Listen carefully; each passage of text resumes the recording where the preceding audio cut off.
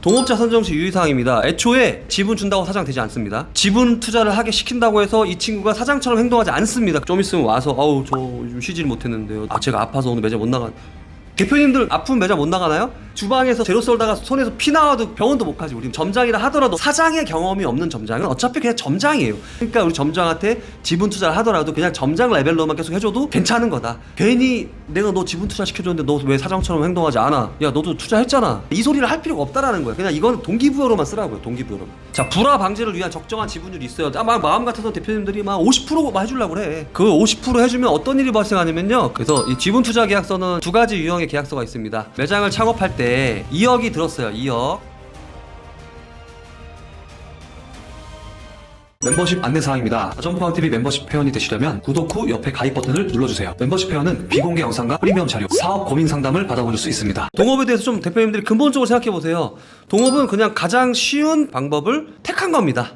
지분 줄 테니까 열심히 해 이거잖아요. 그러니까 되게 쉬운 방법이죠. 쉬운 만큼 속상함이 많이 있죠. 그리고 동업에서 성공한 케이스를 본 적이 있으신가요? 동업은 99%가 결별이고 아웃이고 애초에 없죠. 그래서 동업으로 둘이서 같이 잘하고 있는 분들 보면 대단한 거니까 TV에 나오는 거죠. 그런 걸 일단 알고 시작하긴 하세요. 동업자가 필요한 이유에 대해서 진정 솔직해질 필요가 있습니다. 직원이 성장했다느니 나랑 같이 오랫동안 고생했으니까 너도 나처럼 돈 많이 벌었으면 좋겠다. 우리가 말로는 이렇게 얘기하잖아요. 뭐 물론 솔직한 심정일 수도 있습니다. 근데 뭐가 나의 더 본질적인 욕구지? 얘를 이렇게 챙겨줌으로 인해서 나를 따르는 직원 5명 또는 10명을 또는 20명을 동기부여를 해버려야지가 더 내 속마음이죠. 동업자 선정 시 유의사항입니다. 애초에 지분 준다고 사장 되지 않습니다. 지분 투자를 하게 시킨다고 해서 이 친구가 사장처럼 행동하지 않습니다. 그러니까 애초에 그런 시선으로 바라보지 마시고 그냥 점장 정도 레벨만 유지했으면 좋겠다 정도로만 보시면 됩니다. 이 이상의 뭔가를 바라지 마세요. 길어봐야 뭐 한 1년, 2년 정도? 좀 있으면 와서 아우 저 요즘 쉬질 못했는데요. 제가 아파서 오늘 매장 못 나간.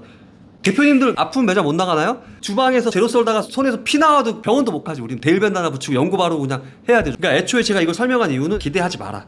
이 친구한테 지분 투자를 시킴으로 인해서 나머지 직원을 내가 동기부여하는데 좀 이용하자. 나의 이득을 위한 이용을 하자. 이렇게 보시면 될 거예요. 자, 어차피 대표님들 매장이 잘못되면 동업관계는 다 파탄입니다. 아시잖아요. 동업관계만 파탄인가요? 이 친구와 나와의 관계도 파탄이지? 상황에 따라 인간은 변해요. 실제로 인간 심리학 그 책 같은 걸 보시면은 사람은 말과 행동이 항상 다르다라고 얘기합니다. 왜 달라지죠? 상황에 따라 달라지는 거예요. 상황에 따라 어차피 이 친구의 말과 행동은 달라질 거니까 애초에 그렇게 이해를 하고 있으면 편해요. 조인트 사고에 나온 내용입니다. 동업의 성공은 10 곱하기 10 곱셈 법칙이 작용해야 된다고 해요. 사장인 나는 10점이에요. 여러분들도 다 10점입니다. 왜냐? 내 전 재산을 털어서 또는 대출까지 받아가지고 이 매장을 차렸고 오는 손님 한 명 한 명 너무 잘해줬고 이 매장에 내 손이 안 닿은 곳이 하나 없고 내 모든 에너지와 내 열정과 노력이 다 이 매장 안에 다 들어있잖아. 이런 걸 내가 다 경험했으니까 내가 10점이야. 근데 우리 점장님은 1점이죠. 온전히 투자한 사장으로서 직원들을 바라보거나 했던 적이 한 번도 없잖아. 같은 월급쟁이로서의 그냥 직급이 높은 상태에서 밑에 사람을 바라봤잖아요. 숫자 1 정도밖에 안 됩니다. 10 곱하기 1은 그래서 뭐죠? 10밖에 안 되는 거죠. 점장이라 하더라도 사장의 경험이 없는 점장은 어차피 그냥 점장이에요. 그러니까 우리 점장한테 지분 투자를 하더라도 그냥 점장 레벨로만 계속 해줘도 괜찮은 거다. 괜히 내가 너 지분 투자 시켜줬는데 너 왜 사장처럼 행동하지 않아? 야 너도 투자했잖아. 이 소리를 할 필요가 없다라는 거예요. 그냥 이건 동기부여로만 쓰라고요. 동기부여로만. 이제 제 말을 더 이해하셨죠? 제가 이걸 해서 상처를 많이 받았었기 때문에 한 얘기입니다. 자, 불화 방지를 위한 적정한 지분율이 있어요. 막 마음 같아서 대표님들이 막 50%만 해주려고 그래. 그 50% 해주면 어떤 일이 발생하냐면요. 그 대표님 직원이 마음을 되게 빨리 변신합니다. 나하고 결별을 언제 할까 이거 보고 어느 순간 나를 이상하게 바라봅니다. 어떻게 바라보냐면 우리 사장님은 일도 안 하는데 점포 순수익의 50% 가져가시네? 갑자기 뜬금없이 이런 생각을 갖게 됩니다. 그리고 더 안 좋은 점 뭐냐면 이 친구가 그 매장에 있는 직원들 다 데리고 나갑니다. 또는 우리 조직의 일부의 직원을 데리고 나갑니다. 실제로 그런 일이 벌어집니다. 제가 정말 친했던 분이 있는데 그분 역시도 가족같이 생각했던 소수의 직원도 있었는데 그 친구들이 매장 조직의 70% 떼서 나가버리는 뭐 사건도 발생했고요. 왜? 제가 얘기했잖아. 사람은 말과 행동이 다르다고. 제가 다 해보니까 가장 좋은 건 처음에 5% 주기, 그 다음 10% 주기. 자, 그 다음 내가 많이 주는 경우는 최대 25%까지만 주기. 이렇게 줘야지 나의 매장 관리 권한을 잘 유지하고 그 매장에서 일하는 직원들이 내 조직의 직원입니다. 만약 이걸 더 넘어가 버리면 이 친구의 조직이고 이 친구의 직원이고 내가 매장에 가도 불편한 상황이 벌어져요. 뭐 정답을 얘기하는 건 아니지만 제가 얘기한 것들을 벗어나신 분들은 또 시행착오를 하실 겁니다. 자, 그리고 지분 동업 관계에 패착이 있습니다. 패착은 단 하나입니다. 매장 매출 안 나오시 모든 관계 끝입니다. 그냥 끝나는 게 아니라 거의 뭐 앞으로 안 볼 사이로 끝날 확률이 거의 60%에서 70%입니다. 그리고 조직 사기가 막 저하되죠. 이제 매장 매출 안 나오면. 지분 동업 관계의 한계점은 대부분 3년 안에 다 끝납니다. 많이 가도 5년 안에 그런 것들은 다 끝나요. 끝나면서 이제 1세대 직원들, 나랑 지분 동업 관계했던 직원들도 80% 이상은 이제 퇴사를 합니다. 2세대, 뭐 3세대 직원들은 굳이 나랑 지분 동업 관계를 안 맺어도 되는 사이들이죠. 그 친구들은 이제 우리가 보상 체계, 급여를 높은 구간으로 이제 올려나가면서 가면 됩니다. 급여를 높은 구간으로 올린다는 거는 사원급부터 남들보다 한 3, 40만 원씩 높게 주고 채용해버리고 점장도 그냥 뭐 400, 450이 아니라 그냥 500, 600씩 줘버리세요. 이 정도 단계까지 가신 분들은 매장이 매출도 잘 나오고 수익구도 좋으신 단계가 됐으니까 이 정도 단계까지 왔을 거예요. 충분히 5, 600씩 줘도 상관없습니다. 네. 그리고 나는 뭘 얻어야 되냐면 시간을 얻어야죠. 더 생산성 있는 거에 쓰셔야죠. 대표님들도 공부도 하시고 네트워킹도 하시고 뭐 부동산도 사시고 하셔야 되니까 지분 동업 관계 시의 사장력 이것도 필요합니다. 반드시 이 마음가짐을 갖고 있으세요. 네가 잘 되면 좋겠다는 자신을 속이는 행위입니다. 실제로 이런 생각 갖고 있을 수도 있어요. 하지만 더 본질의 속마음으로 들어가서 보면 지분 투자 시켜줬으니까 너 매장 잘 관리해줘야 돼. 나 신경 쓰이지 않게가 진짜 속마음이죠. 자, 인간의 마지막 목표는 권력이래요. 그러니까 무슨 말이냐면은 동업의 권력욕까지 개입하기 시작하면은 5대5, 50%의 황금 비율이라고 생각했죠. 근데 이 황금 비율이 가장 싸움의 여지가 높은 최악의 비율이 되고 만다고 합니다. 그 제가 아까 얘기했잖아요. 25% 넘지 말라고. 자, 이를 막기 위한 합리적인 방안은 동업을 할 때 불균등한 지분 관계를 만드는 것이 좋습니다. 불균등하게. 나랑 동등한 지분 관계를 유지하면 이 친구의 욕망이 더 심해집니다.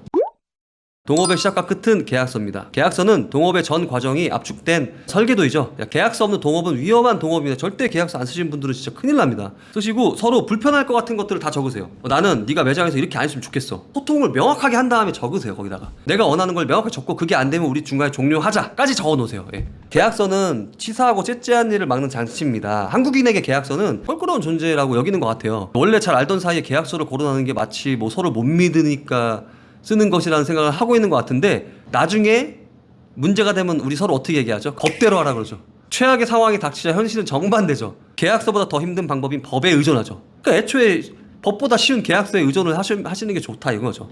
자, 그리고 대한민국이 세계 제1의 소송공화국이라고 합니다. 민사 사건이 무려 128만 건이 넘어간대요. 예, 소송 건수가 일본의 4배라고 합니다.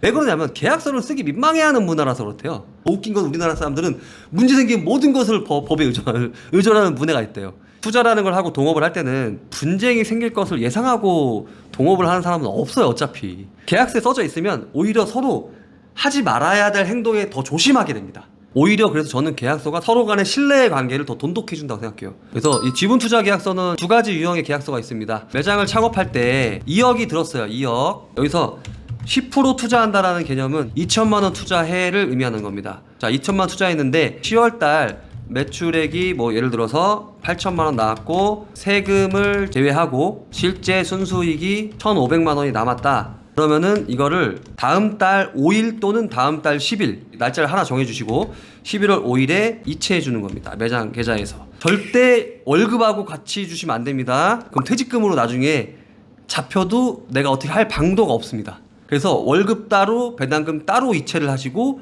반드시 10월 배당금 이렇게 표시를 해두세요. 이게 전형적인 지분 투자입니다. 자, 두 번째가 있죠. 두 번째 유형. 보증금 지분 투자가 있어요. 보증금이란 단어가 어떤 단어죠? 원금 보장이죠. 그러면 보증금 지분 투자라는 건 내가 너한테 뭘 해주겠다라는 거죠? 원금을 보장한 지분 투자라는 거죠. 그러면 나중에 매출이 떨어졌어. 그럴 때 부동산에서 권리금이 얼마인지 파악할 수가 있을 거 아니에요. 해보니까 한 1억 2천밖에 안 해 우리 매장이. 그럼 1억 2천에 10%로 정산을 해줄게가 되는 거겠죠. 아니면 우리 매장을 누가 3억에 산대. 그럼 3억 원에 대한 10%인 3천만 원을 내가 줄게.